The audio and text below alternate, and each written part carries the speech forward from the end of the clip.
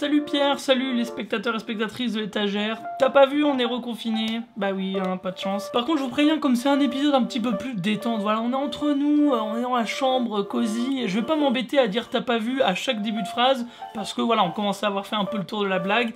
Du coup, je vais aussi en profiter pour renommer cette chronique, sauf que j'ai pas d'idée de nom, et voilà un nom. Pipistrelle. Pipistrelle. J'espère qu'entre les cours, le télétravail, etc., vous trouvez quand même du temps pour vos occupations pendant le confinement. Parce que moi, j'ai un peu de mal. Donc voilà, je passe le plus clair de mon temps à regarder des films, et peut-être que vous aussi. Il y a quelque chose que j'aime presque autant que le cinéma, c'est respecter les lois. Du coup, je me tourne vers des solutions légales pour me cultiver à 25 images secondes.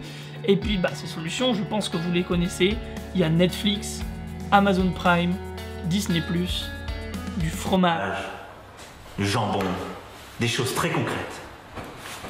Netflix, c'est super, il s'y passe plein de choses, il y a du bon, du moins bon, mais bon voilà, du haut de mes 22 ans, je suis déjà visiblement un peu trop vieux pour le public cible, et puis ils payent pas leurs impôts en France. Amazon Prime, c'est pareil, hein, il y a plein de choses, il y a The Boys, il y a Star Trek, c'est super, fiscalement c'est pas ouf, et Jeff Bezos, tout ça, il y a plein de raisons très bonnes de pas utiliser Amazon. Sur Disney+, il y a The Mandalorian, c'est à peu près tout, mais voilà, eux ils m'embêtent aussi un peu parce que ils sortent Mulan directement en ligne et participent à la mort des salles de cinéma en France et dans le monde. Tant que c'est inclus avec mon abonnement télé, d'accord, dès que je vais devoir payer 1 centime, dehors. Mais du coup, il reste quoi pour regarder des films? Eh bien, c'est une excellente question, et je remercie la personne qui a écrit le script de me l'avoir posé, merci, de rien. Et justement, j'ai un peu regardé et j'ai trouvé des alternatives aux géants de la SVOD. On va passer très rapidement sur tout ce qui est OCS, HBO, Apple TV ou même le petit français Salto, voilà, tout ça vous connaissez, et puis on va se concentrer sur des initiatives plus indépendantes et modestes. On va commencer par mon petit favori, Cinétech. Le concept est super simple,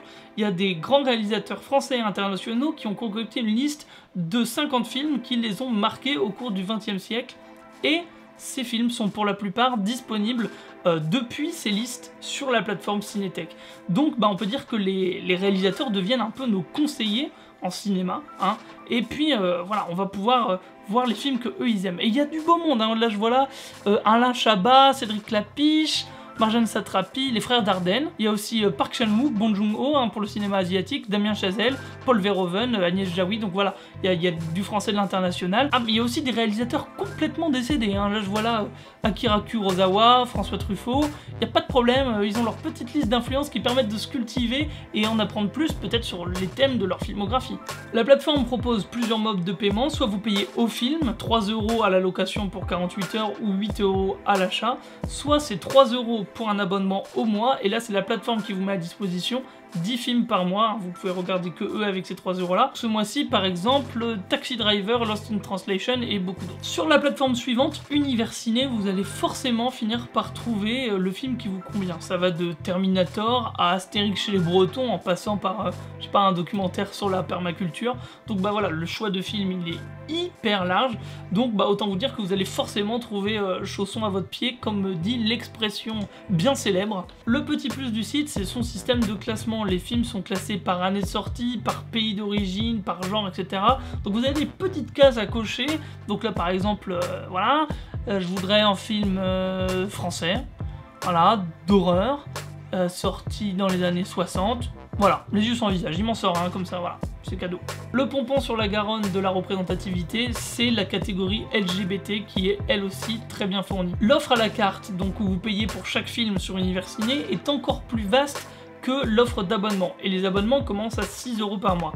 Le dernier petit atout de ce site, c'est que pendant le confinement, ils proposent tous les soirs à 1 € une séance de cinéma en ligne. Donc c'est à 1 heure précise, le film est diffusé une seule fois, c'est comme si vous alliez au cinéma, mais c'est moins cher, c'est 1 €, et puis c'est avec des classiques indés. Bon par contre, vous êtes toujours tout seul en slip sur votre lit, quoi.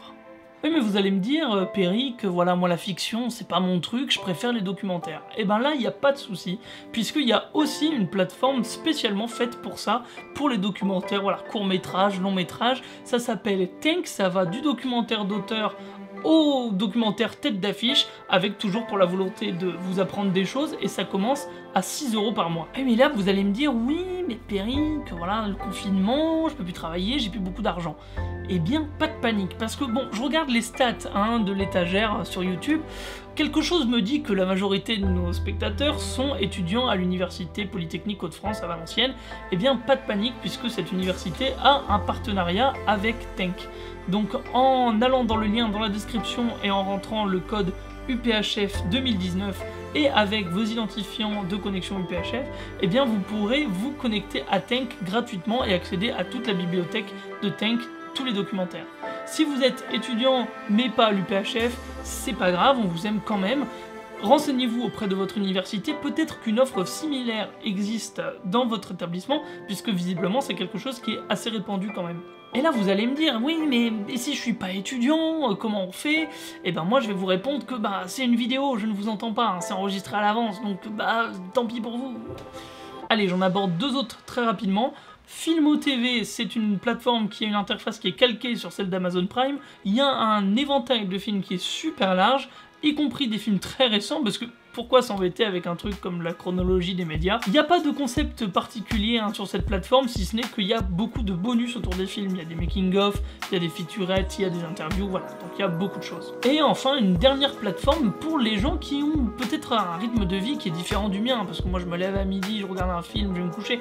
Peut-être qu'il y a des gens qui travaillent, des trucs de ouf, et qui voudraient se cultiver aussi, mais qui n'ont pas le temps de regarder des longs métrages. Eh bien c'est pas grave, puisqu'il y a une plateforme pour ça aussi, qui en plus est spécialisée dans la transition écologique. Ça s'appelle Imago TV, dessus vous pourrez retrouver des documentaires, des séries télé, des courts-métrages, avec toujours pour thème l'écologie. Et en plus, bah, c'est complètement gratuit, donc vous pouvez y aller, regarder un film, voilà, c'est le YouTube de l'écologie finalement, c'est super intéressant. Moi j'ai vu plein de petites choses sympas en préparant cette chronique, donc je vous conseille d'aller y faire un petit tour. Et voilà, j'espère que ce petit tour d'horizon des plateformes alternatives à Netflix, Amazon, tout ça vous aura plu.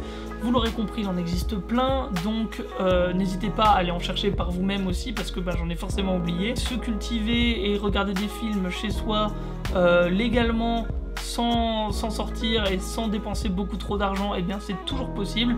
Évidemment, cette chronique n'était pas du tout sponsorisée par qui que ce soit, on n'est pas comme ça dans l'étagère parce que on n'a pas d'argent. Et donc bah, nous on se retrouve la semaine prochaine ou dans la prochaine émission, je ne sais pas. En attendant, abonnez-vous à la chaîne de l'étagère, abonnez-vous à ma chaîne Planète Geek, et puis on se retrouve bah, très bientôt, la semaine prochaine, le mois prochain, l'année prochaine, dans 15 ans, j'en sais rien. Regardez des films. Gros bisous, salut.